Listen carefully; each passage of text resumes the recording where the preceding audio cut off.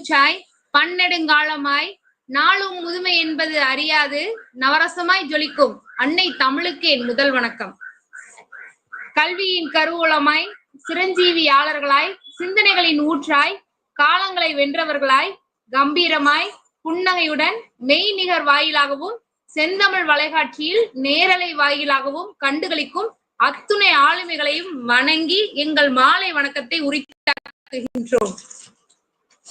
நிலவிற்கு வழிவிட்டு சூரியன் உதிக்கச் செல்லும் இந்த மாலை வேளையில் உலக தமிழ்ச்சங்கம் மதுரை தமிழ்நாடு அரசு இணைவு பெற்ற பாரதி பாவாணர் செந்தமிழ் வானமும் ஆல் இந்தியா புக் ஆஃப் ரெக்கார்டும் இணைந்து நடத்தும் தமிழ் இலக்கியங்களோடு 100 நாட்கள் உலக சாதனை கருத்தரங்கம் இதோ இனிதே ஆரம்பமாகின்றது. இன்றைய கருத்தரங்கிற்கு வருகை தந்து மெய்நிகர் வாயிலாகவும் செந்தமிழ் வளைகாட்சியில் காணொலி வாயிலாகவும் கண்டுகளிக்கும் அனைவருக்கும் மணக்கும் தமிழால் வணக்கம் சொல்வது உங்கள் கா ஸ்ரீசக்தி ஸ்ரீவில்லிபுத்தூர். விழாவின் முதல் நிரலாக வரவேற்புரை. மாசபையில் நிறைந்த மாண்புக்குரியவர்களை வணங்கி இன்றைய கருத்தரங்கின் முதல் நிரலான வரவேற்புரை. ஆன்றோர்களின் வாழ்த்துக்களுடனும் சான்றோர்களின் வழிகாட்டுதலுடனும் தமிழ் அறிஞர்களின் தேடல் ஆர்வத்துடனும் பல கவிஞர்களின் ஒத்துழைப்புடனும் இறைநிலையின் அருளும் இணைந்து இணையில்லா புகழுடன் விளங்கும் பாரதி பாவாணர் செந்தமிழ் வானமும் உலக தமிழ்ச்சங்கம் மதுரை இணைவு பெற்றது. இதன் நிறுவனர் பாரதி கண்ட புதுமை பெண் மதிப்பிற்கும் போற்றுதலுக்கும் உரிய இசகி தேவி அம்மா அவர்களையும் பேச்சில் வாய்மை பார்வையில் தூய்மை செயலால் தாய்மை உள்ளம் கொண்ட தலைமை ஒருங்கிணைப்பாளர் மதிப்பிற்கும் போற்றுதலுக்கும் உரிய செல்விசேகர் அம்மா அவர்களையும் அன்பின் வெளிப்படையால் அனுசரிக்கும் போக்கில் இவர் அகத்தியரின் பொதிகை தென்றல் தலைமை ஒருங்கிணைப்பாளர் தூய தமிழ் பற்றாளர் விருதாளர் நறுவடி நாயகன் மதிப்பிற்கும் போற்றுதலுக்கும் உரிய சோலைராஜா ஐயா அவர்களையும் வணங்கி வருக வருக என வரவேற்பதில் பெரும் மகிழ்ச்சி.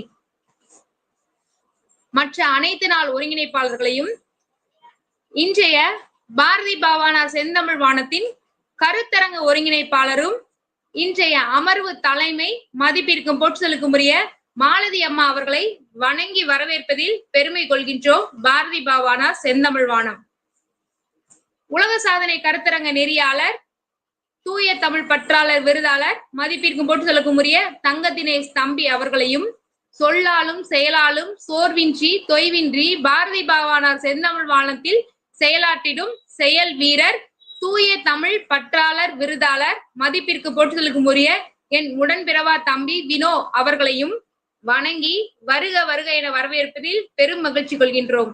மற்றும் மதிப்பிற்கும் போற்றுதலுக்கும் உரிய நெறியாளர் திரு கண்ணன் அவர்களையும் வருக வருக என வணங்கி வரவேற்பதில் பெருமை கொள்கின்றோம். எல்லாவற்றிற்கும் மேலாக இன்றைய நாளை அலங்கரிக்க காத்து கொண்டிருக்கும் இளம் சிங்கங்கள் அற்புதமான கருத்துக்களோடு நம்மை அசைய விடாமல் அமர்த்த போகின்ற கருத்தாளர்கள் மதிப்பிற்கும் போற்றுதலுக்கும் உரிய முனைவர் சிவகாம சுந்தரி MA MPhil B.Ed PhD ABC Mahalakshmi மகளிர் கல்லூரி தூத்துக்குடி அன்னார் அவர்களை வணங்கி வரவேற்பதில் பெருமை கொள்கின்றது பாரதி பாவாணர் செந்தமிழ் வானம். இரண்டாம் அமர்வில் பேச இருக்கும் மதிப்பிற்கும் போற்றுதலுக்கும் உரிய Lakshmana Perumal RK engineering works நிறுவனர் தூத்துக்குடி அன்னார் அவர்களையும் பாரதி பாவாணர் செந்தமிழ் வானத்தின் சார்பாக இரு கரம் கூப்பி வணங்கி வரவேற்பதில் பெருமை கொள்கின்றோம். மீண்டும் ஒரு முறை அனைவரையும் வணங்கி வரவேற்பதில் பெருமை கொள்கின்றது பாரதி பாவாணர் செந்தமிழ் வானம். அடுத்ததாக கருத்தரங்க தலைவர் உரை. வெள்ளை மனம் கொண்டு புன்னகை குணம் கொண்டு வெண் தாமரையிலே வீணையோடு வீற்றிருக்கும் வெண் மகளை போல பள்ளி என்னும் சோலையிலே கலைமகளாய் வீற்றிருக்கும் தலைமை ஆசிரியர் மதிப்பிற்கும் போற்றுதலுக்கும் உரிய பாரதி பாவாணர் செந்தமிழ் வானத்தின் கருத்தரங்க ஒருங்கிணைப்பாளர் இன்றைய கருத்தரங்க தலைவர் மதிப்பிற்கும் போற்றுதலுக்கும் உரிய மாலதி அம்மா அவர்களை வணங்கி அன்னார் அவர்களை தலைமை உரையோடு வாழ்த்துரை வழங்க வருமாறு பணிவன்புடன் கேட்டுக்கொள்கின்றோம். வாருங்கள் அம்மா, தங்களுடைய அழகிய உரையை தாருங்கள். அதிமதுர பொடி கலந்த அழகான அளவான தேன் சுவையே அடுக்கடுக்காய் சொல் குவிக்கும் அமுதமெனும் செம்மொழியே அதிய அவ்வை நட்புக்கு இலக்கணமாய் அமைந்தவளே அள்ளி நாளும் பருகிடவே அமுதமென வந்தவளே புதிதான நுட்பமதில் பூரித்து நிற்பவளே புதுக்கோட்டை மாலதிக்கும் புகழ் சேர்த்த நல்லவளே, மதி நிறைந்தோர் அவைதனிலே மகிழ்விக்க வந்தவளே, மறுக்காமல் வாய்ப்பளித்தாய், வணங்குகிறேன் செந்தமிழே. பாரதி பவானர் செந்தமிழ் வானம், all India book of records, Tamil இலக்கியங்களோடு 100 நாட்கள் என்ற ஒரு ஆகச்சிறந்த முன்னெடுப்பு நிறைவாக நெறியாக இன்றைக்கு 204வது அமர்வு அப்படின்னு நான் நினைக்கிறேன். இந்த அமர்வை மிகச் சிறப்பாக இதுவரைக்கும் நம்ம எல்லாருமே ஒன்று கூடி தேர்வு எடுத்தது போல கொண்டுட்டு வந்துட்டோம். இத்தனை நிகழ்விற்கும் காரணமாக இருந்த இந்த தளத்தின் நிறுவனர் இசக்கி தேவி அம்மையார் அவர்களே, தமிழ் திரு சோலைராஜா ஐயா அவர்களே, இந்த நிகழ்வினை மிக சிரத்தையோடு சீரும் சிறப்புமாக தனது தமிழால் அனைவரையும் அரவணைத்து எடுத்து செல்லும் அன்பு சகோதரி ஒருங்கிணைப்பாளர் ஸ்ரீ சக்தி அவர்களே, நெறியாளராக இருந்து நேரலை நெறியாளராக இருந்து இந்த நிகழ்ச்சியை இணையத்தில் கொண்டு செலுத்தி கொண்டிருக்கும் அன்பு மகன் அது விருதாளர், விருது வந்து விருதை மறந்துட்டேனே, தமிழ்நாடு அரசின் தூய தமிழ் பற்றாளர் விருதாளர், தூய தமிழ் பற்றாளர், மறதி வயசு பொறுத்துக்கணும் சபையோர் அனைவரும் பொறுத்துக்கணும். தூய தமிழ் பற்றாளர் அன்பு மகன் வினோ அவர்களும் மற்றும் தங்க தினேஷ், கண்ணன், ஐயப்பன் ஆகிய அனைவரும் இத்தலத்தில் இணைந்து செயல்படுவதால் தான் இன்னைக்கு இவ்வளவு சீரும் சிறப்புமாக இந்த நிகழ்வு நடந்து கொண்டிருக்கிறது. அனைவருக்கும் இந்த நேரத்தில் எனது வணக்கத்தையும் வாழ்த்தையும் தெரிவித்து, அதற்கும் மேலாக இந்த தளத்தில் இன்று முதல் கருத்தாளராக வருகை தந்திருக்கும் முனைவர் சே சிவகாம சுந்தரி அம்மாள் உதவி பேராசிரியர் அவர்களையும் வரவேற்று வணங்கி இந்த அருமையான ஒரு கருத்துரையை வழங்க இருக்கின்ற அம்மா அவர்களுக்கு வணக்கம். தலைப்பு பார்த்த உடனே எனக்கு ரொம்ப சந்தோஷமா ஆயிடுச்சு, மகிழ்ச்சி ஆயிடுச்சு. ஏன்னா பாரதின்னா எனக்கு ரொம்ப பிடிக்கும். அப்படி பாரதியை பத்தி இன்னைக்கு நம்ம அம்மாவோட உரையை கேட்க போறோம். எத்தனை வைரமுத்து எழுதிய அதாவது பாரதியின் வாழ்க்கை வரலாறு கவிதை வடிவில் வைரமுத்து கொடுத்திருக்காரு. பாரதியின் 100ஆண்டு விழால பாரதியின் வாழ்க்கை வரலாற கொடுக்கணும்னு சொல்லி பல்கலைக்கழகங்களுக்கெல்லாம் தாய்மை பல்கலைக்கழகமான சென்னை பல்கலைக்கழகத்துக்கிட்ட ஒப்படைச்சாங்க. அவருடைய வரலாற்றை முழுமையாக கொடுக்க முடியல. ஏன்னா அது ஆய்வுக்கு உட்பட தரவுகளோட கொடுக்கணும் அப்படின்னு சொன்னாங்க. சான்றுகளோட கொடுக்க முடியல. இன்னைக்கு வரைக்கும் அது கொடுக்க முடியாம தான் இருக்கு. அப்படிப்பட்ட அந்த பாரதியின் வரலாற இன்னைக்கு இந்த தளத்துல எடுத்து உரைக்க வந்திருக்கும் அம்மா, நீங்க உங்களோட சகோதரியோட அவங்கள அறிமுகப்படுத்தினதுக்கு பிறகு தளம் உங்கள் கையில். அதற்கு பின் நான் பின்னூட்டம் தர வருகிறேன். நன்றி அம்மா. உங்களது உரையை பின்னூட்ட அவங்களோட அறிமுகத்திற்கு பிறகு நீங்க சொல்லலாமா? நன்றி. சிறப்புமா, மிக்க நன்றி. இன்றைய கருத்தாளர் அறிமுக உரை. மதிப்பிற்கும் போற்றுதலுக்கும் உரிய முனைவர் சே சிவகாம சுந்தரி அம்மா அவர்கள் பெற்ற விருதுகளோ 12, எழுதிய புத்தகங்களோ 6, எழுதிய கட்டுரைகளோ 75. அது மட்டுமல்ல, இதுவரை கலந்து கொண்ட உலக சாதனை கருத்தரங்கங்கள் மட்டுமே 10.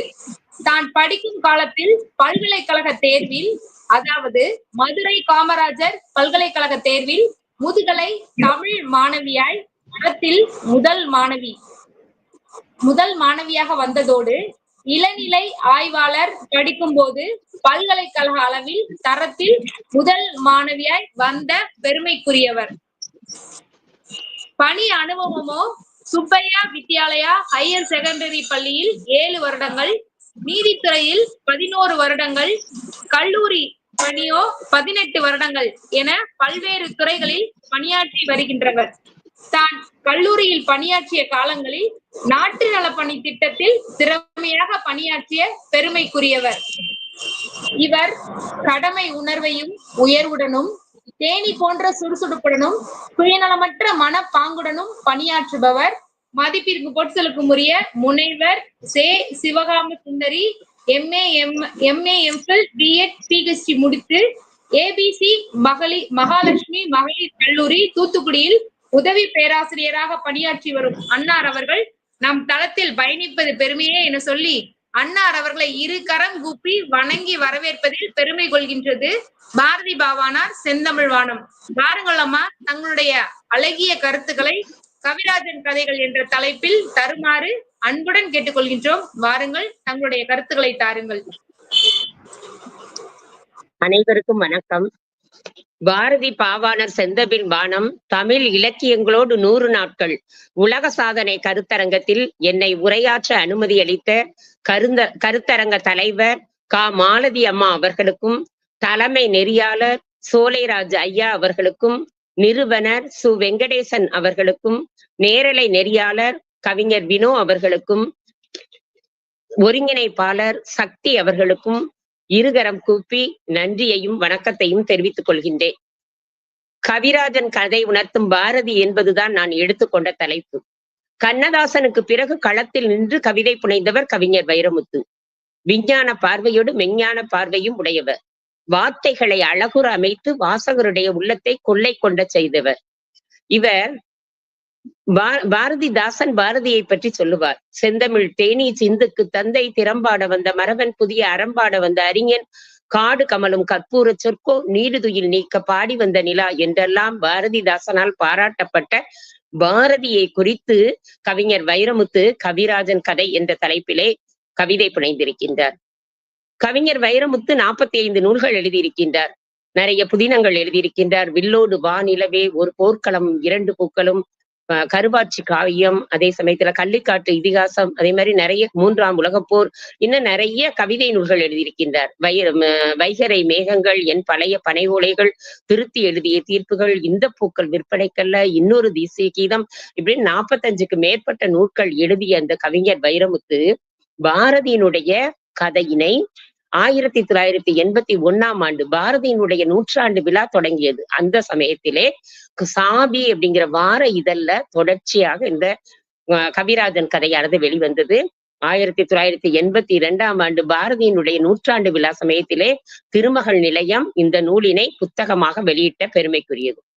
நாட்டு விடுதலையே தன்னுடைய உயிர் மூச்சு என வாழ்ந்தவன் தான் பாரதி. பூமியில் மனிதர்கள் பிறக்கின்றார்கள். எல்லோரும் ஒரே மாதிரியாக இருப்பதில்லை. ஒரே மாதிரியான செயல்பாடுகளோ ஒரே மாதிரியான குணநலன்களோ கொண்டிருப்பதில்லை. பெரும்பாலோர் தன்னை பற்றி மட்டுமே சிந்திக்கின்றார்கள். விதி விலக்காக சிலர் பிறக்கின்றார்கள். தன்னை பற்றி மட்டும் சிந்திக்க மாட்டார்கள். நாட்டிற்காக, நாட்டு மக்களுக்காக உழைக்கக்கூடியவர்கள். அங்கனம் தோன்றியவரே சுப்பையா என்ற பாரதி என்று குறிப்பிடலாம். குழந்தை மனம் கொண்டவர் பாரதி. வீரம் மிக்கவர், தெளிந்த சிந்தனை உடையவர். ஜெகத்தில் யாருக்கும் அஞ்சாத ஞான செருக்குடைய சிங்கம் போல வாழ்ந்தவன் பாரதி. வறுமை அவனை தின்ன முயற்சி செய்த போதும் அதை மீறி வரலாறு படைத்தவன் பாரதி. பாரதியினுடைய உண்மை வாழ்க்கையில்தான் எத்தனை நிகழ்வுகள். அவற்றை தன்னுடைய அழகிய சொத்திரத்தால் கவிதை நூலாக படைத்தவர் கவிஞர் வைரமுத்து. பிரிட்டிஷ் ஏகாதிபத்திய ஆட்சியினுடைய அவலங்களை எல்லாம் மக்களிடையே எடுத்து இயம்பினான் பாரதி. பாரதியினுடைய அரசியல் வாழ்க்கை வரலாற்றை பலர் பல்வேறு பரிணாமங்கள் கொண்டு ஆயிரக்கணக்கான நூல்கள் வெளிவந்த போதிலும் கூட முதல்ல புதுக்கவிதை இயற்றியவன் பாரதி தான். அந்த கவிஞன் ஒரு கவிஞனாலேயே, அதாவது வைரமுத்துவாலேயே பாரதியினுடைய வாழ்க்கை வரலாற்றை கவிராஜன் கதை அப்படிங்கிற கதையாக கொடுக்கப்பட்டுள்ளது. ஒரு கவிஞன் கதையினுடைய அந்த கவிராஜன் கதை நூலினுடைய தொடக்கத்துல கவிஞர் கூறும்போது கூறுகின்றார், தமிழில் எழுத்துக்கு சரிதம் உண்டு, எழுதியவனுக்கு உண்டா, உண்டெனினும் அது எழுதப்பட்டதில்லை, சொல்லப்பட்டது என்று குறிப்பிடுகின்றார். படைப்புக்கு தரப்பட்ட மரியாதையானது தமிழில் படைத்தவனுக்கு இல்லை. ஏனெனில் நிகழ்காலத்தோடு சமரசம் செய்து கொள்வது என்பது அவனுக்கு சாத்தியமில்லை. எட்டயபுரத்தில் பிறந்து திருவல்லிக்கேணியில் செத்து போனான் என்பது அவனது வாழ்க்கை. மனிதனாக பிறந்து கவிஞனாக வளர்ந்து மானிடத்தை உயர்த்தும் பணியில் மரித்து போனான் என்பது பாரதியினுடைய வரலாறு. தான் வாழ்ந்து முடித்த 39 ஆண்டுகளில் நாட்டு விடுதலையையே தன்னுடைய உயிர் மூச்சாக கொண்டு வாழ்ந்தார் பாரதி. இந்த பாரதியினுடைய வரலாற்றையே ஒரு காவியமாக புது கவிதையாக புனைந்திருக்கின்றார் கவிஞர் வைரமுத்து. பாரதியினுடைய எழுத்தெல்லாம் விடுதலை என்னும் லட்சியத்தை நோக்கியே இருந்தது. வைரமுத்துவின் தன்னடக்க மொழிகளாக சிலவற்றை குறிப்பிடுகின்றார். பாம்பின் கால் பாம்பறியும் என்ற பழமொழிக்கு ஏற்ப மகா கவியினுடைய வரலாற்றை ஒரு கவி பேரரசால் மட்டுமே சரியாக படைக்க முடியும். கவிராஜன் கதையை எழுதி முடித்தது என்பது ஒரு தமிழ் தவம் என்று குறிப்பிடுகின்றார். என் பேனா உயிரோடு இருக்கும் போதே பெற்ற முக்தி என்று குறிப்பிடுகின்றார். இந்த படைப்பினுடைய ஒவ்வொரு அழுத்தத்திலும் என்னுடைய இதய துடிப்பு கேட்கும் என்று குறிப்பிடுகின்றார். ஒரு மகாகவியினுடைய வரலாறு எழுதும் வாய்ப்பு மதுரை மாவட்டத்தில் ஒரு மெல்லிய கிராமத்தில் மாடு மேய்த்து கொண்டும் ஏர் பிடித்து கொண்டும் இருந்த எனக்கு கிடைத்திருப்பது என்பது பெரும் பெருமை என்று குறிப்பிடுகின்றார். இந்த பெருமை பாரதிக்குத்தான் என்று குறிப்பிடுகின்றார். பாரதியாருடைய வாழ்க்கை வரலாற்றையே தன்னுடைய கவிதையில் காவியமாக தந்துள்ளார் இவர். கவிராஜன் கதை அப்படிங்கிற கதையை எழுதி முடிச்சிட்டு திருத்தி எழுதிய தீர்ப்புகள் அப்படிங்கிற ஒரு கவிதை நூல்ல சொல்றாரு. இனிமேல் நான் இறந்து விடக்கூட சம்மதம் என்று குறிப்பிடுகின்றார். என்று சொல்லும் போது பாரதி மீது வைரமுத்து கொண்ட பற்றும் அவருடைய வரலாற்றை புதுக்கவிதையில் காவியமாக்க வேண்டும் என்ற லட்சியமும் நமக்கு தெளிவாக தெரிகின்றது. தொல்காப்பியம் வனப்பினை பற்றி குறிப்பிடும். எண்வகை வனப்பு, அம்மை, அழகு, தொன்மை, தோல், விருந்து, இயைபு, புலன், இளைபு அப்படின்னு 8 வகை வனப்பை பற்றி சொல்கிறது. இதுல இந்த கவிராஜன் கதை அப்படின்னு சொல்லி எடுத்துட்டீங்கன்னா இது தொன்மை அப்படிங்கிற வனப்பு. தொல்காப்பிய தொன்மை பற்றி சொல்லும் போது சொல்லுவார், தொன்மைதானே உரையோடு புணர்ந்த பழமை மேற்றே என்று குறிப்பிடுவார். இது தொன்மை அப்படிங்கிறது வனப்புல அமைந்தது. இந்த கவிராஜன் கதையானது காப்பிய இலக்கணப்படி எழுதப்படவில்லை என்று கவிஞர் குறிப்பிடுகின்றார். காப்பியத்துக்கான இலக்கணத்தை தண்டியல் அலங்கார ஆசிரியர் அழகாக குறிப்பிடுவார். பெருங்காப்பிய நிலை பேசுங்காலை வாழ்த்து வணக்கம் வருபொருள் இவற்றினொன்று ஏற்புடைத்தாகி நாற்பொருள் பயக்கும் நடைதெறித்தாகி தன்னிகர் இல்லா தலைவனை உடைத்தாய் மலைக்கடல் நாடு வளநகர் பருவம் இருசுடர் தோற்றம் என்று இணையென புனைந்து நன்மனம் புணர்தல் பொன்முடி கவிழ்தல் பூம்பொழில் நுகர்தல் புனல் விளையாடல் தேம்பிலி மதுக்களி சிறுவரை பெறுதல் புலவீர் புலத்தல் களவீர் கலத்தல் சந்தியிற் தொடர்ந்து சருக்கம் இளம்பகம் பரிச்சேதம் என்னும் பான்மையின் விளங்கி நெருங்கிய சுவையுடையதுதான் காப்பியம் என்று குறிப்பிடுவார். இந்த காப்பியத்தில் சொல்லக்கூடிய இரு சுடர் தோற்றம் இதை பாரதியை சூரியனாகவும் சந்திரனாகவும் ஆசிரியர் கூறியிருக்கின்றார். கவிராஜன் கதை என்பது காப்பிய இலக்கணப்படி அது எழுதப்படவில்லை என்று கூறுகின்ற வைரமுத்து தான் எழுதிய பாரதியின் சரிதமான கவிராஜன் கதையை கூட காவியம் என்று நான் குறிப்பிட மாட்டேன், அது காவிய தேவையின் வேறு வடிவம் என்று குறிப்பிடுகின்றார். எனவே அது ஒரு தொடர்நிலை கவிதை என்று குறிப்பிடுகின்றார். வைரமுத்துவினுடைய தேடல்ல பாரதி பற்றி சொல்லும் போது வெள்ளையனுக்கு சிம்ம சொப்பனமாக இருக்க போகின்றவன் அந்த நூற்றாண்டு வரவேற்க காத்து கொண்டிருக்கின்றது என்று குறிப்பிடுகின்றார். காலம் கிழித்து போட்ட செய்திகளை சிரமப்பட்டு சேகரிக்கின்றேன். அந்த நூற்றாண்டு இருட்டின் கற்பத்தில் இருந்தது. அன்றையும் ஜனங்கள் அழுக்கை ஆபரணம் என்று அர்த்தப்படுத்தி கொண்டார்கள். ஒரு பழைய கலாச்சாரம் முதலில் முகவரியையும் பிறகு முகத்தையும் தொலைத்துவிட்டு தூங்கிவிட்டது. இருந்தும் அந்த இருட்டு ஒரு சூரியோதயத்தை சொப்பனம் கண்டு கொண்டிருந்தது. இருண்ட சமுதாயத்திற்கு ஒளிகாட்ட ஒப்பற்ற மனிதனாக பாரதியை கவிஞர் படைத்திருக்கின்றார். சமஸ்தானத்தில் பாரதி பாடினான், புலவர்களுக்கெல்லாம் புல்லரித்தது. அங்கே பாரதி பட்டம் பெற்றான். அதனை பற்றி குறிப்பிடக்கூடிய வைரமுத்து 11 வயதில் தமிழ் அவனுக்கு பாரதி பட்டம் கட்டியது என்று கவிராஜன் கதையில் குறிப்பிடுகின்றார். கவிராஜன் கதையில் பாரதியை இரு சுடராக கூறியிருக்கின்றார் என்று நான் குறிப்பிட்டேன்.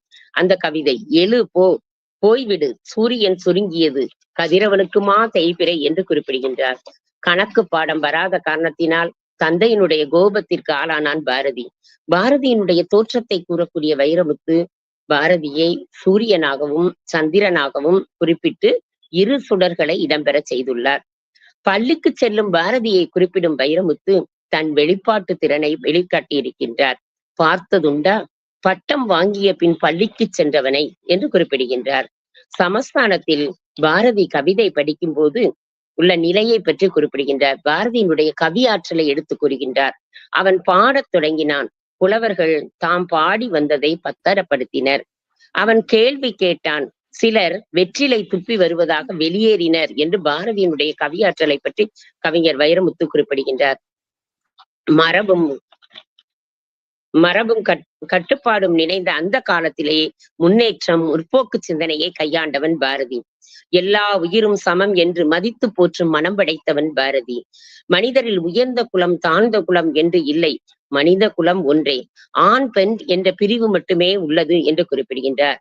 அதிலும் ஆண் பெண் சமம் என்ற பாங்கு சமூகத்தில் கடைபிடிக்க வேண்டும் என்று கூறுகின்றார் பாரதி. பாரதி ஒரு பிரம்மன் ஒரு வெயில் வேளையில் வீட்டோரத்து வேப்ப மரத்தடியில் அரிஜன சிறுவர்களுடைய ஆறாவாரம் தென்றலா இழைத்து புயலாய் வந்தது. என் செல்வங்களே, எதற்காக வேப்பம்பழம்? ஓ, வேப்பம்பழம் விருந்தாமோ? சாப்பிடத்தான் சாமி.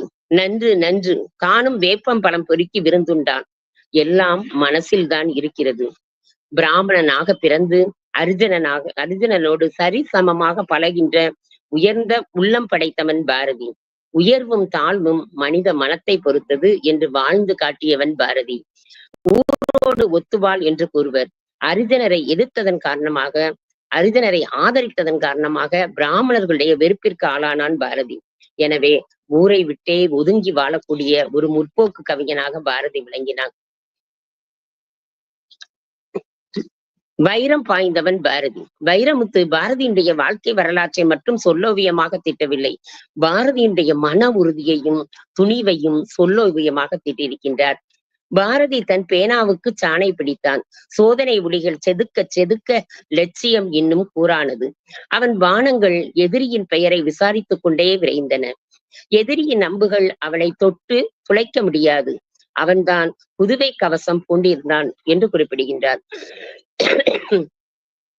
வைரமுத்துவினுடைய பார்வையில் பாரதியை பற்றி கூறும்போது, கவிஞன் மனிதராசி என்றால் அவன் மறுதலைப்பான். அவன் உயர்தனை விட உயர்ந்தவன்.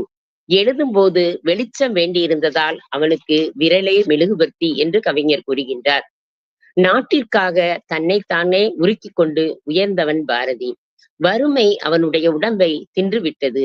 இடுப்பில் 4 முழ வேட்டி, எலும்பை மூடி வைத்தது போன்ற முகம், காட்டை கிழிக்கும் கைவீச்சு, புலி பசித்தாலும் புல்லை தின்னாது என்பது போல வறுமை என்னும் புயற்காற்று வீசிய போதும் நிலை குலையாது நின்றவன் பாரதி என பாரதியை படம் பிடிக்கின்றார் கவிஞர் வைரமுத்து. தன் ஆசாரங்களை எல்லாம் நீக்கிவிட்டு புதிய தோற்றத்துடன் தன்னுடைய மாமன் அத்தை முன் நின்றான் பாரதி. அதை கவிதையில் காட்டுகின்ற கவிஞர் வைரமுத்து ஆசார கோடுகளை அழித்துவிட்டு, நிர்பந்த ஒப்பனையை களைத்துவிட்டு, ஒரு புதிய கங்கையில் குளித்துவிட்டு, சில நூற்றாண்டுகள் ஜெயித்துவிட்டு அவன் சிரித்து நின்றான். மாமன் மருண்டான், அத்தை மருண்டாள் என்று அழகாக கூறுகின்றார். கவிராஜன் கதையை கூறக்கூடிய அந்த வைரமுத்து அவர்கள் கூறும்போதே அந்த நடை சிறப்பு தெரிகின்றது. கவித்துவத்தில் உயர்ந்து இருக்கின்றது. அந்த கற்போருடைய மனதை கவரக்கூடிய வண்ணம் இருக்கின்றது.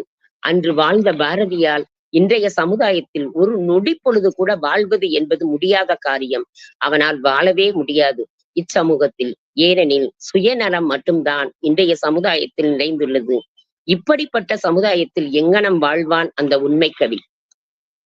பாரதியினுடைய ஆன்மீகம் வெவ்வேறு மொழி, இனம், மதம், பண்பாடு, கலாச்சாரம் என பிரிந்து கிடக்கும் இந்திய தேசம் சந்தித்துக் கொள்வது ஆன்மீகம் என்ற நேர்கோடு ஒன்றில்தான் என சுட்டியவன்.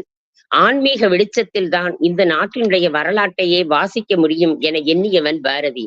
நீ வீறு கொண்டு ஊதியது விஷ்ணுவின் சங்கு, நீ சீறி எழுந்தது சிவனின் மனு, நீ பாய்ந்து தொடுத்தது பார்த்திபன் கனை, நீ வெறிகொண்டு சுழற்சியது வீமனின் கதை, நீதான் தெய்வ பற்றை முதலில் தேச பற்றாக்கியவன், புராணத்தை முதலில் சரித்திரத்தோடு சம்பந்தப்படுத்தியவன், நீதான் பக்தியை சுத்திகரித்த பாவலன், கடவுளை வாழ்க்கைக்கு வெளியே தேடாத வாடாத கவிஞன் என்று குறிப்பிடுகின்றார்.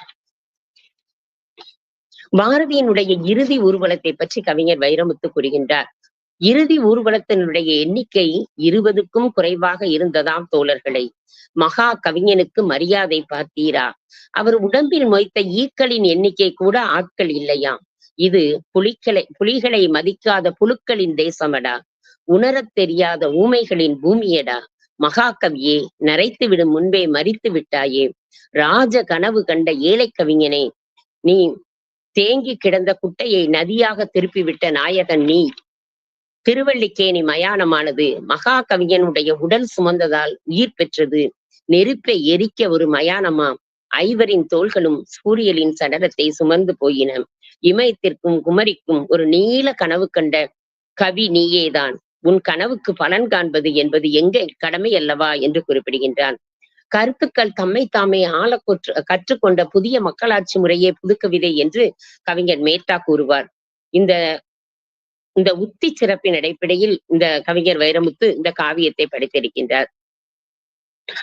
1982 அப்போதைய முதலமைச்சராக இருந்த டாக்டர் எம்.ஜி. ராமச்சந்திரன் அவர்களுடைய தலைமையில் பாரதி நூற்றாண்டு விழாவானது மிக பிரமாண்ட முறையில் நடந்தது.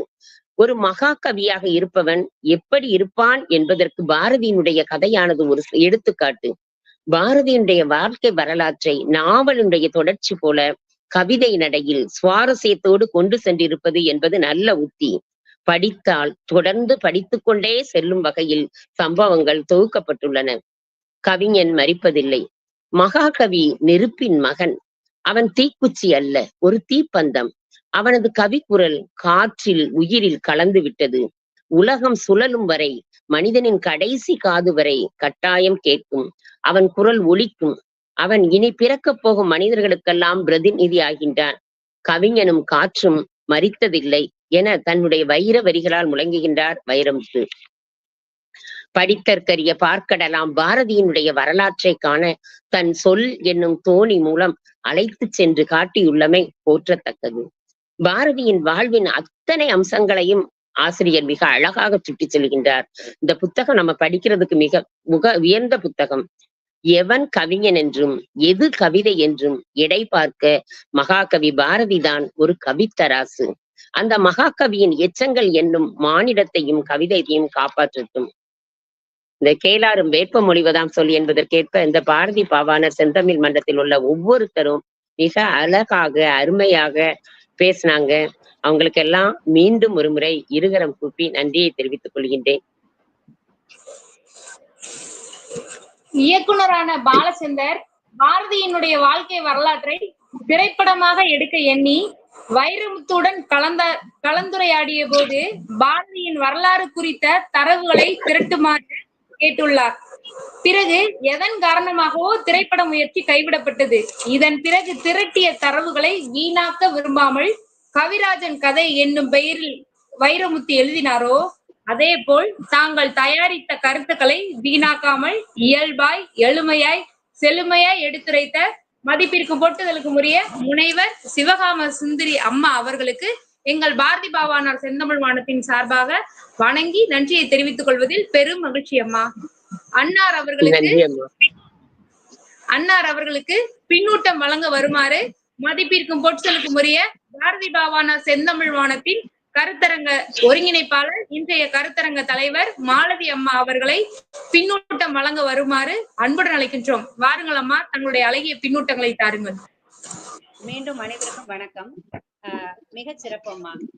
அதாவது வைரமுத்துவோட படைப்புலகத்தை அப்படியே கொண்டு வந்தீங்க. கொண்டு வந்துட்டு நீங்க அந்த கதைய அப்படியே, அதாவது அந்த வைரமுத்து எழுதிய அந்த பாரதியாரின் வரலாற்று கவிதையை நீங்க அப்படியே வாசிச்சுட்டு அதுக்கான பொருள் கூட சொல்லிட்டு போயிருந்திருக்கலாம். ஆனா தொல்காப்பியத்திலிருந்து சான்று எடுத்தீங்க, மேத்தா, இப்படி பல செய்திகளோடு ஒப்பிட்டு கூறிய விதம் சிறப்புமா. ரொம்ப அழகா அதுதான் அந்த அனுபவம். அந்த தமிழ பேராசிரியர் இல்லையா, அதனால அவங்களுக்கு அந்த ஒப்பிட்டு கூறுற அந்த பழக்கம் இருக்கிறதுனாலதான் இந்த கவிதைகளோடு மற்றதையும் சேர்த்து ஒப்பிட்டு கூறுறீங்க. ரொம்ப அழகான அத ஒரு வரி அதுல எனக்கு ரொம்ப பிடிச்சது என்னன்னா, பாரதிய சொல்லுவாரு வைரமுத்து கவிராஜன் கதைகள்ல, கவிதை அவன் மனசுக்குள் ஒரு பூவனத்துக்கு நாற்றங்கால் போட்டிருந்தது. எவ்வளவு ஒரு அழகான வரி. கவிதை என்ன பண்ணுச்சான், பாரதியாரோட மனசுக்குள்ள ஒரு பூ வனத்தையே, அதாவது வனம்னா அளவில்லாத பரப்பளவை கொண்டது. அந்த அளவுக்கு கவிதைகளை எடுத்து படைக்கக்கூடிய அளவுக்கு அவன் மனதிற்குள் நாற்றங்கள் இருந்தது. நாற்றங்கள் எப்போதுமே வயல்ல ஒரு ஓரமா கொஞ்சமா நாற்றம் நட்டிருப்பாங்க, அதை எடுத்துதான் வயல் முழுவதும் நடுவாங்க. அப்படி சொல்லியிருக்காரு நம்ம கவிஞர். ஒரு அழகான வரி. கவிதை அவன் மனசுக்குள் ஒரு பூவனத்துக்குள் நாற்றங்கால் போட்டிருந்தது அப்படின்னு சொல்லி அம்மா சொன்ன அந்த கவிதை வரிகள்ல வரும். மிகச்சிறப்பான ஒரு உரையம்மா. அதே போல பாரதியார் நேர்கொண்ட பார்வைன்னு பாட்டுல மட்டும் சொல்லல, உண்மையிலேயே அவர் நேர்கொண்ட பார்வை உடையவர் தான். 14,155 நாட்களுக்குள் அவரால் முடிந்தவரை அவர் வாழ்ந்த நாட்கள் அவ்வளவுதான், 14,155 நாட்கள் தான். அந்த நாட்களில் அந்த காலகட்டத்திற்குள் அவர் படாத கஷ்டங்கள் இல்லை. ஆனாலும் தன்னுடைய படைப்புகள்ல அவர் எந்த தயக்கமும் காட்டாம நமக்கு அள்ளி அள்ளி பூ வனம் மாதிரி கொடுத்துட்டு போயிருக்காங்க. அந்த வரியதான் வைரமுத்து அவர்கள் பயன்படுத்தியிருக்காங்க. மிக அழகான, நம்ம படிச்சிருக்கோம், பார்த்திருக்கோம், கேட்டிருக்கோம். காந்தியடிகள் சந்திக்கிறதுக்காக பாரதியார் போறாரு. திருவல்லிக்கேணியில நான் இன்று மாலை ஒரு கூட்டம் வச்சிருக்கேன், அதுக்கு நீங்க வரணும் அப்படின்னு போறாரு. இது ரவுலட் சட்டத்துக்காக ஆலோசனை கூட்டத்துக்காக காந்தியடிகள் வந்திருக்காரு சென்னைக்கு. வந்த போது பாரதியார் அவரை சந்திக்க போறாங்க, போய் கேக்குறாங்க. அப்ப ராஜாஜி வீட்டுலதான் காந்தியடிகள் இருக்காரு. மிஸ்டர் காந்தி, நீங்க இன்று மாலை திருவல்லிக்கேணியில் நான் ஒரு கூட்டத்தில் பேச இருக்கிறேன், அதற்கு நீங்க தான் தலைமை தாங்கணும்னு கேக்குறாங்க.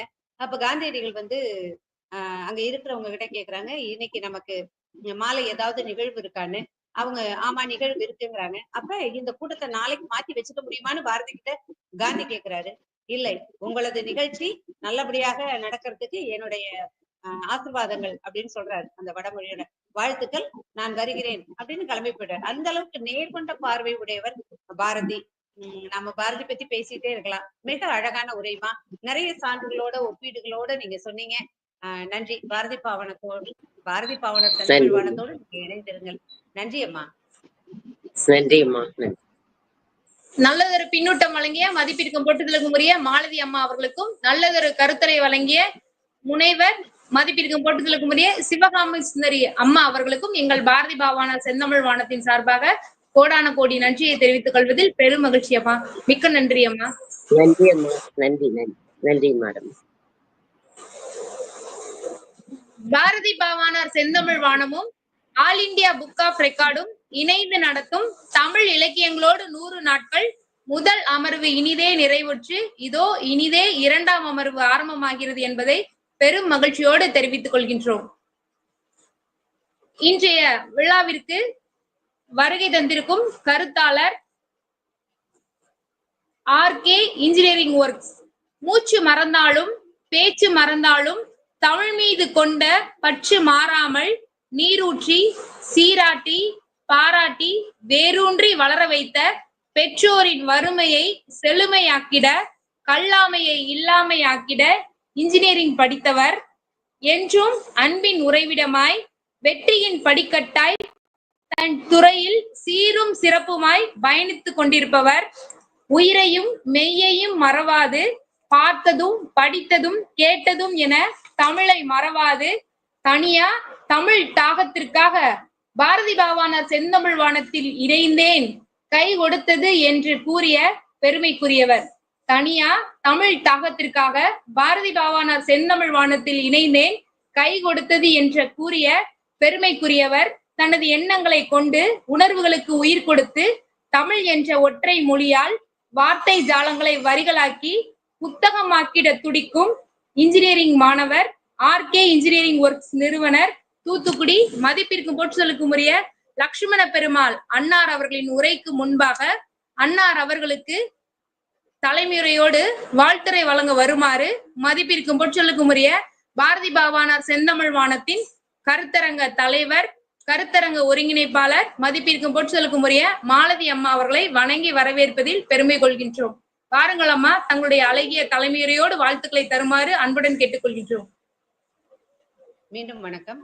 பாரதி பாவானார் செந்தமிழ் வானம் all India book of records Tamil இலக்கியங்களோடு 100 நாட்கள் நிகழ்வு மிக சிறப்பாக நடந்து கொண்டிருக்கும் இந்த வேளையில் தளத்தில் இணைந்திருக்கும் அனைவருக்கும், செந்தமிழ் வலைக்காட்சியை கண்டு கொண்டிருக்கும் அனைத்து பெருமக்களுக்கும் எனது வணக்கத்தை தெரிவித்துக் கொள்கிறேன். இன்னைக்கு கிழக்கு வெளுத்தது அப்படிங்கிற தலைப்புல ஐயா பேச வந்திருக்காங்க. லட்சுமண பெருமாள் ஐயா, கவிஞர் லட்சுமண பெருமாள், உங்களையும் இந்த நேரத்துல வருக வருக என வரவேற்று வாழ்த்தி எனது வணக்கத்தை தெரிவித்துக் கொள்கிறேன். நான் இந்த கிழக்கு வெளுத்தது அப்படின்னா என்னன்ட்டு நான் தேடினேன். நான் தேடும் பொழுது எனக்கு என்ன கிடைச்சதுன்னா, நாகப்பட்டினத்தை சேர்ந்த நாகை தருமன் ஐயாவோட சிறுகதை இது அப்படிங்கிறத நான் தெரிஞ்சுக்கிட்டேன். அப்ப தருமன் ஐயா யாரு அப்படின்னா, அவர் ஒரு கவிஞன், எழுத்தாளர், பத்திரிகையாளர். அவருடைய உரை ஒண்ணு கேட்க ஒரு வாய்ப்பு இருந்தது. எப்படின்னா வலைக்காட்சியில தான். அவர் யாரு அப்படிங்கறது நம்ம பார்க்கணும் அப்படிங்கிறதுக்காக தேடும் பொழுது கொஞ்சம் வயது முதிர்ந்தவர் தான். அவர் ஒரு எம்ஜி ராமச்சந்திரன் ஐயாவோட ஒரு விழால கலந்துக்கிறாங்க. கலந்துக்கும் பொழுது அவர் சொன்ன அந்த செய்தி, தமிழ்நாடு என்று பெயர் சூட்டுவதற்காக ஒரு விழா ஏற்பாடு செய்யறாங்க. அப்ப பேரறிஞர் அண்ணாவுக்கு மிகவும் உடல் நலம் இல்லை. உடல் நலம் இல்லாத பொழுது மருத்துவர்கள் அந்த நிகழ்வில் கலந்து கொள்ளக்கூடாது அப்படின்னு கட்டளை இடுறாங்க. அப்போ அறிஞர் அண்ணா என்ன சொன்னாருன்னா, அந்த நேரத்துல எனக்கு இருக்கிறது ஒரே ஒரு உயிர் தான், அது ஒரு தரம் தான் போகும். இன்னைக்கு தமிழ்நாடு என்ற பெயர் சூட்டும் விழாவில் நான் கலந்து கொள்ளும் போது போகட்டுமே என்று கூறினார் அப்படிங்கிற கருத்தையும் சொல்லிட்டு தர்மனையா என்ன சொல்றாருன்னா, அந்த விழால இவர் கலந்துக்கிறாரு. அப்படி கலந்துக்கிறதுக்கு எனது உடல் சரியாக இல்லாத போதிலும் நான் கலந்துக்கிட்டேன்னா, இதன் மூலம் எனது உடல் சீராகட்டும் அப்படின்னு சொல்லி நான் அந்த விழால கலந்துக்கிட்டேன் அப்படின்னு சொல்லி அவரது உரை மிக நேர்த்தியாக இருந்தது, என்னால் கவனிக்க முடிந்தது. அப்படிப்பட்ட தருமனையாவின் சிறுகதைகளை இன்று இத்தளத்தில் வழங்க வந்துள்ள உங்களை மீண்டும் வரவேற்று, நமது ஒருங்கிணைப்பாளர் அவர்களின் அறிமுக உரைக்கு பின் தளம் உங்களுக்கு கையில் ஒப்படைக்கப்படும். நீங்க கருத்துரையை ஆற்றுங்கள். விளக்கம் கொடுக்க நான் வரேன். மிக்க நன்றி அம்மா. மூச்சு மறந்தாலும் பேச்சு மறந்தாலும் தமிழ் மீது கொண்ட பற்று மாறாது என்று பெருமைக்குரியவர் என்று அடிக்கடி கூறிக்கொள்பவர் மதிப்பிற்கு பொற்சலுக்கும் உரிய Lakshmana Perumal RK engineering works நிறுவனர் மதிப்பிற்கும் பொற்சலுக்கும் உரிய அன்னார் அவர்களை வணங்கி, வாருங்கள் ஐயா, தங்களுடைய அழகிய கருத்துக்களை தாருங்கள். கிழக்கு வெளுத்தது என்ற தலைப்பில் மீண்டும் ஒரு முறை உங்களை பாரதி பாவானார் செந்தமிழ் வானத்தின் சார்பாக வணங்கி வரவேற்பதில் பெருமை கொள்கின்றோம்.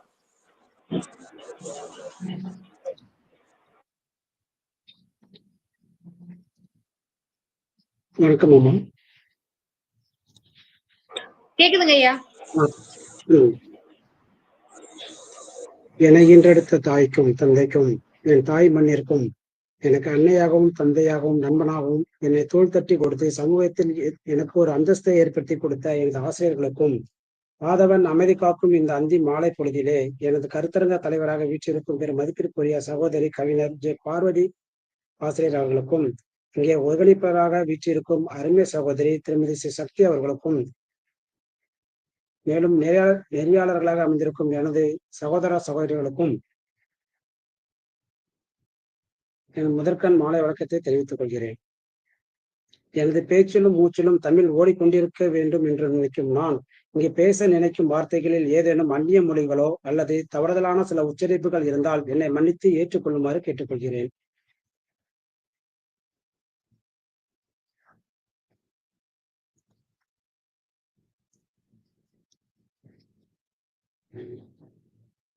எனக்கு கொடுக்கப்பட்ட தலைப்பு, முதல்ல இந்த தளத்தில் நான் பயணிக்க உறுதுணையாக இருந்த எனது உறவினர் திரு பேச்சி அம்மாள் அவர்களுக்கு எனது நன்றியினை தெரிவித்துக் கொள்கிறேன். மேலும் இந்த தளத்தில் நான் பேச எனக்கு வாய்ப்பு கொடுத்து என்னை ஆக்கமும் ஊக்கமும் அளித்த சகோதரி கவிஞர் ஸ்ரீ சக்தி அவர்களுக்கும் எனது முதற்கண் வணக்கத்தை உங்களுக்கு காணியாக்குகிறேன்.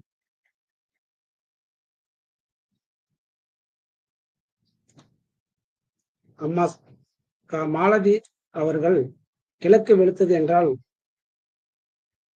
ஒரு முன்னுரை எனக்கு வழங்கினார்கள். மிகவும் மகிழ்ச்சியாக இருந்தது. நான் எடுத்துக்கொண்ட கிழக்கு வெளுத்ததின் ஆசிரியர் பெருமாள் முருகன். நான் ஒரு சிறு உரையை மட்டும் உங்களிடம் பகிர்ந்து கொள்ள விரும்புகிறேன். கிட்டத்தட்ட 2004ஆம் ஆண்டு பேசிய கடைசி மேடை. அதற்கு அப்புறம் இன்றைக்குத்தான் நான் முதலாக ஒரு 4 பேர் கூட பேசிக்கொண்டிருக்கிறேன். அதனால் எனக்கு சிறு தயக்கங்களும் சில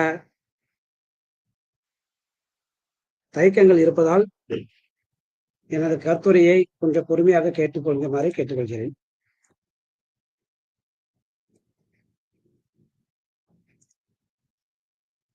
கிழக்கு வெளுத்தது கதை சுருக்கம். ஆசிரியர் பெருமாள் முருகனின் கிழக்கு வெளுத்தது நாவல் ஒரு கிராமத்தின் சமூக வாழ்க்கை, பண்பாட்டு மாறுபாடுகள் மற்றும் மனித உறவுகளை அடிப்படையாக கொண்டு எழுதப்பட்டுள்ளது. இந்த கதையில் ஒரு சாதாரண கிராமத்தில் இயல்பு வாழ்வை வாழ்ந்து கொண்டிருந்த மக்கள் இயற்கையின் தாக்கத்தால் எவ்வாறு மாற்றமடைகிறார்கள் என்பதை மையமாக கொண்டுள்ளது. பாடல் போல நகரும் இந்த நாவலில் கிராமத்தினர் மழைக்காக ஏங்கும் மனநிலைமையும் பசுமை கெடும்போது அவர்கள் எதிர்கொள்ளும் கூறுகிறது. மழை பொழிவிற்கு முன் மற்றும் பின்னர் கிராமத்தின் சூழல் எவ்வாறு மாறுகிறது என்பதையும் ஆசிரியர் அற்புதமாக எழுதியுள்ளார். கிராமப்புற விவசாயிகளில் சந்திக்கும் துயரங்கள், அவர்கள் எதிர்கொள்ளும் சமூக மாற்றங்கள் ஆகியவை நாவலின் முக்கிய அங்கங்களாக அமைகின்றன. இதில் முக்கிய கருத்துக்கள்: 1. கிராமப்புற வாழ்க்கையின் இயல்பு. 2. இயற்கையின் தாக்கம். 3. சமூக பொருளாதார மாற்றங்கள். 4. மனிதன் மற்றும் சுற்றுச்சூழல் நிலையான உறவு. இதில் நான் மேற்கொள்ள விரும்பும் சில கருத்துக்கள்: கிழக்கு வெளுத்தது, மழை விழுந்தது, கிடந்த மண் புதைந்து போய்விட்டது.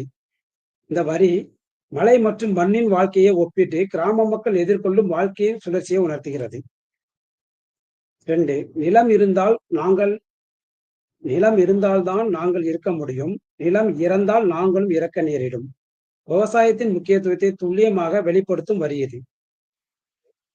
கதிரவன் உதயமானாலும் நம் வாழ்க்கை இருந்துதான் இருக்கிறது. கிராமப்புறத்தில் நடக்கும் சமூக சிக்கல்களை பிரதிபலிக்கும் கருத்து.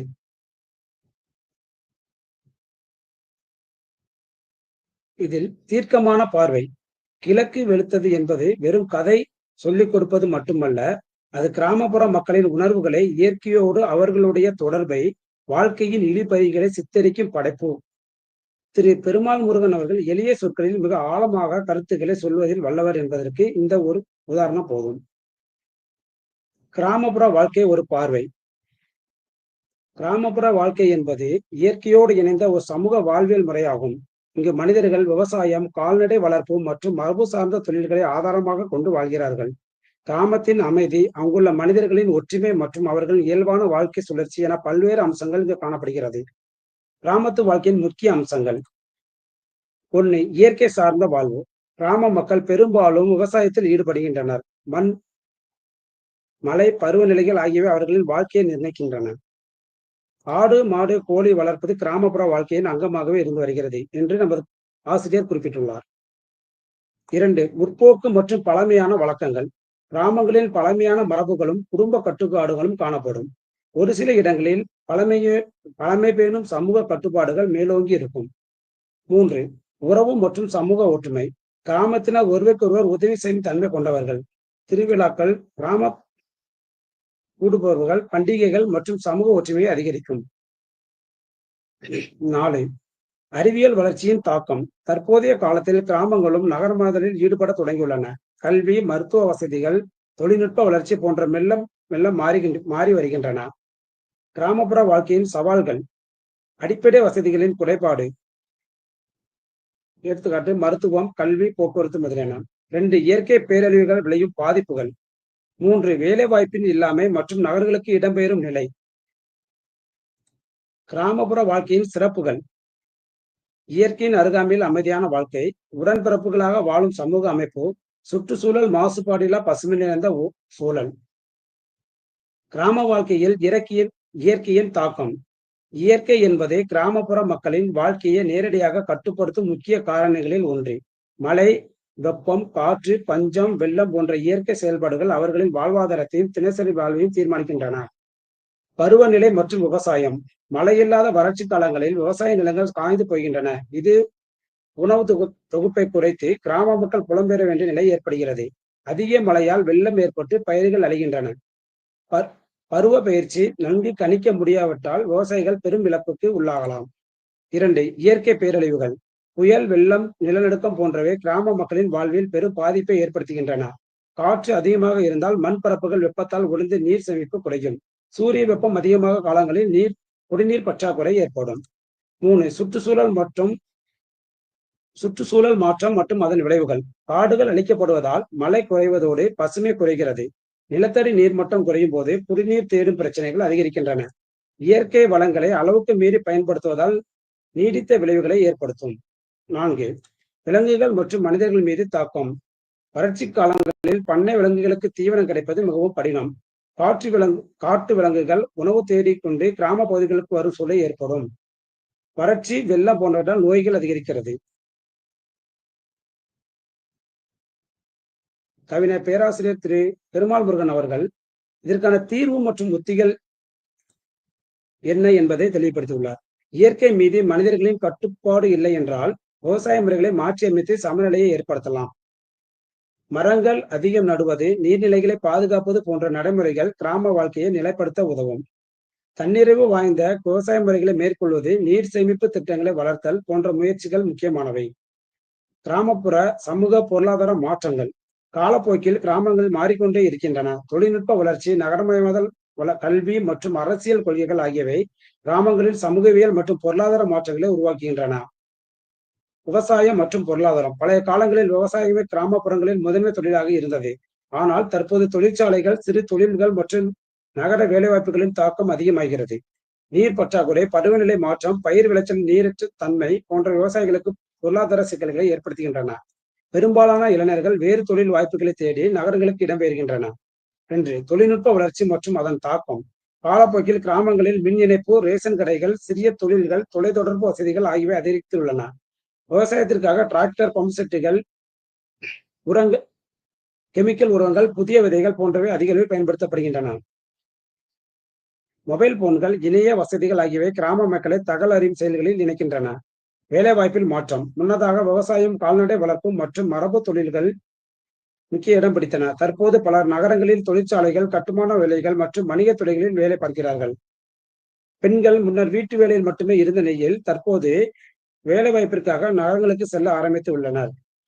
கல்வி மற்றும் சமூக மாற்றங்கள் கல்வியில் முன்னேற்றம் ஏற்பட்டு இளைஞர்கள் உயர்கல்விக்காக நகரங்களுக்கு செல்கின்றார்கள். கல்வியில் வளர்ச்சியால் முன்னதாக இருந்த சாதி மத வேறுபாடுகள் மங்கி வருகின்றன. பெண்கள் கல்வி பெற்று வேலைக்கு செல்வதால் குடும்ப அமைப்பில் மாற்றம் ஏற்படுகிறது.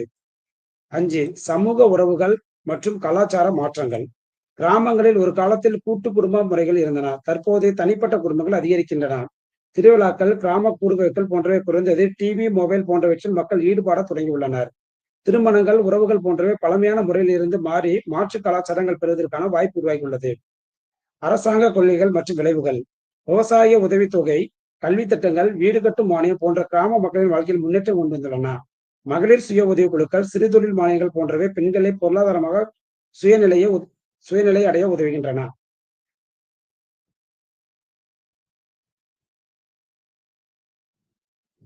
இதன் முடிவுரை கிராமப்புறங்களில் சமூகவியல் மற்றும் பொருளாதார மாற்றங்கள் தொடர்ந்து கொண்டே இருக்கின்றன. நகரமயமாதல், தொழில்நுட்ப வளர்ச்சி, அரசியல் மற்றும் பொருளாதார கொள்கைகள் ஆகியவை கிராமத்தின் இயல்பை மாற்றுகின்றன. இந்த மாற்றங்கள் சில நேரங்களில் முன்னேற்றத்திற்கான வழியாகவும் சில சமயங்களில் பழமையான வாழ்க்கை முறையை அழிவாகவும் பார்க்கப்படுகிறது. கூடுதல் கருத்து ஆசிரியர் திரு பெருமாள் முருகன் போன்ற எழுத்தாளர்கள் கிராமப்புற வாழ்க்கையை துல்லியமாக விவரிக்கின்றனர். அவர்களுடைய எழுத்துக்களில் கிராமத்தின் மக்களின் உணர்வுகள், அவர்களின் சந்திக்கும் போராட்டங்கள், சாதாரண மக்களின் கனவுகள் அனைத்தும் பிரதிபலிக்கின்றன. இதில் எனது கருத்து இன்றைய இளைய தலைமுறை எதையாவது ஒன்றை பின்பற்ற முன் அல்லது செய்ய முன் வருகிறார்கள். அதனை பற்றி கேள்வி கேட்டு காரணம் அறிந்து புரிந்து கொள்ள முனைகிறார்கள். எனவே நாம் கண்மூடித்தனமாக அதை அவர்களுக்கு புகுத்தாமல் அதன் உண்மை நிலையை காரண காரியங்களுடன் விளக்க வேண்டும். அதை அவர்களுக்கு ஒரு துடிப்பையும் மகிழ்ச்சியும் கொடுத்து அந்த பாரம்பரியத்தின் உண்மை நோக்கத்தை மேலும் அறிய அவர்களுக்கு உறுதுணையாக இருக்கும். நன்றி அம்மா. வாய்ப்பு அனைவருக்கும் நன்றியினை பகிர்ந்து கொள்ள விரும்புகிறேன். வியர்வையை விதையாகவும், உழைப்பை மூலதனமாகவும், கடமையை கண்ணாகவும் கொண்டு பல தடைகளை தாண்டி தமிழில் பல புத்தகங்கள் படைத்திட துடிக்கும் இன்ஜினியர் அருமையான கருத்துரை வழங்கிய மதிப்பிற்கும் போற்றுதலுக்கும் உரிய லட்சுமண பெருமாள் ஐயா அவர்களுக்கு எங்கள் பாரதி பாவானா செந்தமிழ் வானத்தின் சார்பாக நன்றியை தெரிவித்துக் கொள்வதில் பெரும் மகிழ்ச்சி ஐயா. அன்னார் அவர்களுக்கு அழகிய பின்னூட்டம் வழங்க வருமாறு இன்றைய கருத்தரங்க தலைவர் மதிப்பிற்கும் போற்றுதலுக்கும் உரிய மாலதி அம்மா அவர்களை அன்புடன் அழைக்கின்றோம். பாருங்கள் அம்மா, தங்களுடைய அழகிய பின்னூட்டங்களை தாருங்கள்.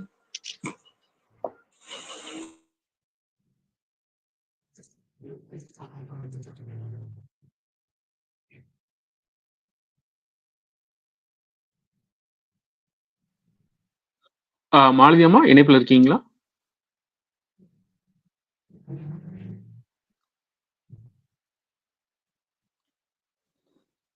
இணைய பிரச்சனை நினைக்கிறேன். சரிங்கம்மா.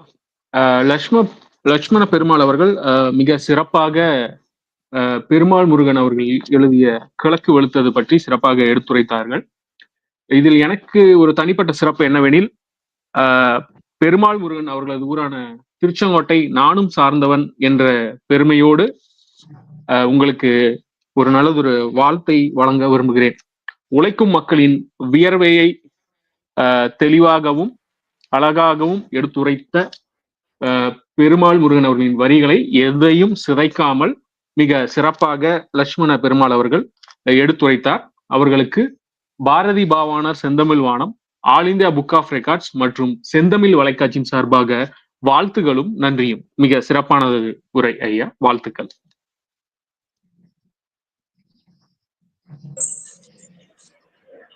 மாலதி அம்மா இணைப்புல இருக்கீங்களா?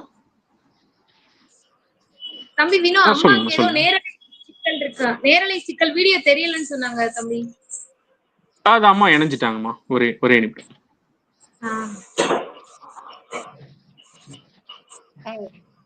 இணைய பிரச்சனை ஆயிடுச்சு. சரிங்கம்மா சரிங்க. மிக நன்றாக அருமையாக இருந்தது. ஆனா அந்த நூல் பெருமாள் முருகன் ஐயாவோடதுதான் தெரியும். தெளிவா தெரிஞ்சுக்கிட்டீங்களா? பெருமாள் முருகன் ஐயாவை எனக்கு தெரியும். பெருமாள் முருகன் ஐயா கூடுன்னு ஒரு அமைப்பை அங்க நடத்தினாங்க. அவங்க இடத்துல நடத்தும் பொழுது அதை பார்த்துட்டு வந்துதான் கோட்டையில வீதின்னு ஒரு அமைப்பை பெருமாள் முருகன் ஐயாவோட நண்பன் இப்ப இணை இயக்குனரா இருக்காங்க சென்னையில தீத்துறையில அருள்முருகன் ஐயா, அவங்கதான் இங்க வீதிங்கிற ஒரு தளம் ஏற்படுத்தி கொடுத்தாங்க. ஆனா கிழக்கு வெளுத்தது அப்படிங்கிறது தருமன் ஐயாவோடதுதான், நாகை தருமன் ஐயாவோடதுதான். அதை நீங்க கொஞ்சம் பாத்துக்கோங்க. ஏன்னா பெருமாள் முருகன் ஐயாவோட நூல் நானும் படிச்சிருக்கேன். அவருடைய நூல்கள் மிக அருமையாகவும் இருக்கும். சமுதாயத்துல உள்ள வழிகளை எழுதக்கூடியது. மாதருபாகன் அப்படிங்கிற நூல் வந்து சர்ச்சைக்குரிய நூலாகவும் இருந்தது. நீங்க அதை கொஞ்சம் பாத்துக்கோங்கப்பா. ஓகே ஓகே, நன்றி அம்மா. கிழக்கு எழுதுறது அப்படிங்கிறது நன்றி. மிக அருமையான போது நாம பேசணும் வந்துட்டோம். அத மன்னிப்பெல்லாம் கேட்க கூடாது. நமக்கு தெரிந்த கருத்துக்களை இங்க எடுத்து வைக்கிறோம், அவ்வளவுதான். ஆனா உங்களுக்கு தெரிஞ்ச கருத்துக்களை நீங்க மிக தெளிவா நீங்க எடுத்து வச்சு அத வரிசையா அடிக்கு ஒண்ணுக்கு ஒண்ணா எடுத்து சொன்னீங்க. ரொம்ப நல்லா இருந்தது. நீங்க இத கொஞ்சம் பாத்துக்கணும். ஓகே, கண்டிப்பா. பெருமாள் தான் தருமன். அடுத்த முறை வரும்போது எனது தவறை திருத்திக் கொள்கிறேன். அதை பாத்துக்கணும். ஏன்னா நம்ம பொதுத்தளத்துல இருக்கோம் அப்படிங்கிறது அதை கொஞ்சம் பார்த்துட்டுதான் சொல்லணும். ஏன்னா எனக்கு பெருமாள் ஐயாவோட இல்ல அப்படிங்கிறது உங்களோட வாய்ஸ் தெளிவா கேட்கல தம்பி. உங்க வாய்ஸ் தெளிவா கேட்கல, என்ன சொல்ல வரீங்க கேட்கல. நான் பேசுறதாப்பா? ஆமா ஆமா, கேட்கல. கொஞ்சம் ஸ்பீச் கொஞ்சம் லாங்ல இருக்குன்னு நினைக்கிறேன். சவுண்ட் சரியா கேட்கல. கேட்கலையா வினோ? கொஞ்சம் மெதுவா கேக்குதுங்கம்மா, கொஞ்சம் விட்டு விட்டு வருதுங்கம்மா. கொஞ்சம் விட்டு விட்டு வருதுங்க. இது வந்து தருமன் ஐயாவோட சிறுகதை நூல் தான் அப்படிங்கிறது என்னோட கருத்து. இப்ப கேக்குதா? கேக்குதா? கேக்குது, சொல்லுங்க. இது வந்து தருமன் ஐயாவோட நூல் தான்ப்பா. நீங்க கொஞ்சம் தெளிவுபடுத்திக்கோங்க. ஓகே, கண்டிப்பாக. நன்றி. பாரதி பாவாணர் செந்தமிழ் வானத்துல இணைந்து உங்களோட கருத்துக்களை மிக தெளிவாக சொன்னதுக்கு நன்றி. பாரதி பாவாணர் செந்தமிழ் வானத்தோடு இணைந்திருங்கள். தருமன் ஐயாவோடதுதான், தருமன் கதை தான் அது. ஆய்ந்து பாருங்க. ஏன்னா நம்ம பொது தளத்துல சொல்லும் பொழுது அதை நம்ம கொஞ்சம் ஆய்வு பண்ணிதான் சொல்லணும்.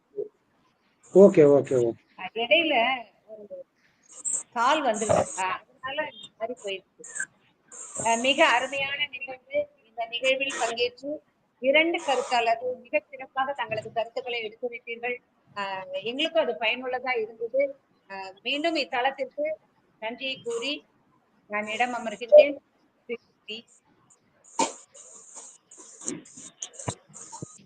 நல்லதொரு பின்னூட்டம் வழங்கிய மதிப்பிற்கும் போட்டுதலுக்கும் உரிய மாலதி அம்மா அவர்களுக்கும், மதிப்பிற்கும் போட்டுதலுக்கும் உரிய கவிஞர் தூய தமிழ் பற்றாளர் விருதாளர் கவிஞர் வினோத் தம்பி அவர்களுக்கும் நன்றி.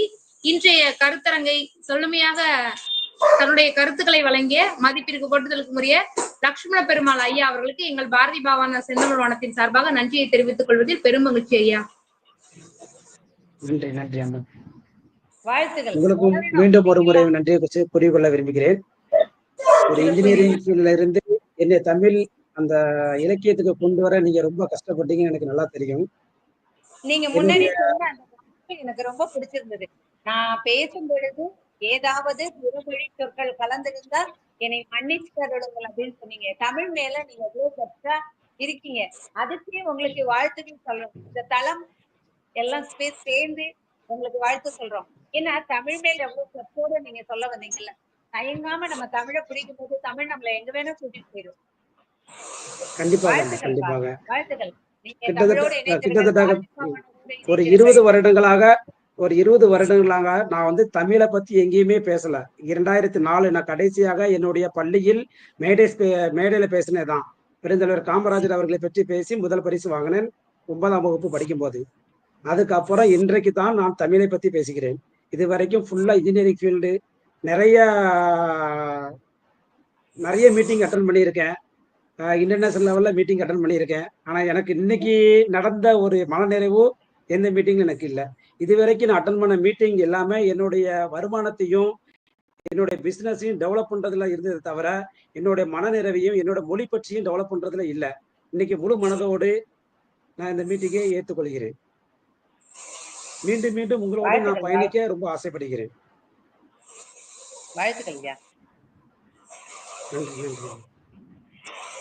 மிக சிறப்பையா. பாரதி பாவாணர் எப்பொழுதும் உங்களுக்கான ஒரு சிறந்த வரவேற்பை அளிக்கும். நானும் ஒரு பொறியியல் முடித்தவன் தான். பொறியியல் மின்னியல் மற்றும் மின்னணு பொறியியல் மற்றும் முதுகலை வணிக மேலாண்மையில் மனித வளம். இருப்பினும் இந்த தமிழ் என்னையும் அரவணைத்து இந்த பாரதி பாவாணர் வழியே என்னையும் வரவேற்றது. அந்த வகையில் உங்களையும் வரவேற்க காத்திருக்கிறது. நீங்களும் இணைந்து உங்களது தமிழ் பணியையும் நெஞ்சார்ந்த செயல்களையும் இதன் மூலம் நிறைவு காணலாம். மகிழ்ச்சி. வாழ்த்துக்கள் ஐயா. நன்றி நன்றி நன்றி. நான் அதைத்தான் சொல்ல வந்தேன் தம்பி. இங்க இருக்கிற நெறியாளர் என்னுடைய தம்பி இது பொறியியல் மாணவன் என்பதை சொல்வதற்காக தான் நான் வந்தேன். அதுங்களையும் தம்பியை சொல்லிட்டாப்ல. மீண்டும் ஒரு முறை லட்சுமண பெருமாள் ஐயா அவர்களுக்கு எங்கள் பாரதி பாவானார் செந்தமிழ் வானத்தின் சார்பாக நன்றியை தெரிவித்துக் கொள்வதில் பெரும் மகிழ்ச்சி ஐயா. இணைந்திருங்கள், இணைந்து பயணிப்போம் வெற்றியை நோக்கி தமிழ் மூலமாக. சரிங்களா ஐயா? மிக்க நன்றி ஐயா. தம்பி நன்றியுரை. அம்மா நன்றிகள் சொல்லி வணங்குவோம் நாமே நல்வழி காட்டிய சான்றோர்களை என்பதற்கிணங்க நன்றியுரை. பலரின் திறமைகளை வெளிக்காட்டி கொண்டு 1000 கற்பனைகளை மனதில் கொண்டு ஒன்றை கூட வெளியில் காட்டாது வானத்தின் நிலவை போல ஒளிர்ந்து கவிஞர்களுக்கு ஏற்றம் தரும் ஏணியாய் மாற்றம் தரும் புது யுகமாய் தமிழ் மொழியை இனிக்க செய்ய தாய்மொழியை பூரிப்படைய வைக்கும் தரணி போற்றும் திறமை கொண்ட நிறுவனம் பாரதி பாவானார் செந்தமிழ் வானம். இதன் நிறுவனர் மதிப்பிற்கும் பொருட்களுக்கும் உரிய இசகி தேவி அம்மா அவர்களுக்கும், இதன் தலைமை ஒருங்கிணைப்பாளர் பாரதி கண்ட புதுமை பெண் மதிப்பிற்கும் பொருட்களுக்கும் உரிய செல்வி சேகர் அம்மா அவர்களுக்கும், தலைமை ஒருங்கிணைப்பாளர் மதிப்பிற்கும் பொருட்களுக்கும் உரிய தூய தமிழ் பற்றாளர் விருதாளர் நறுவடி நாயகன் மதிப்பிற்கும் பொருட்களுக்கும் உரிய சோலைராஜா ஐயா அவர்களுக்கும் ஆளுமை நன்றியை தெரிவித்துக் கொள்வதில் பெரும் மகிழ்ச்சி. ஆளுமை கொண்ட சிங்கம் போன்று இன்றைய கருத்தரங்கம் தலைமை வகித்த மதிப்பிற்கு பொருட்களுக்கும் உரிய மாலதி அம்மா அவர்களுக்கு எங்களது நன்றியை தெரிவித்துக் கொள்வதில் பெரும் மகிழ்ச்சி. இவர்களின் பேச்சை கேட்டால் கல்லும் கரைந்து போகும், புல்லும் போர்வாளாய் மாறும்.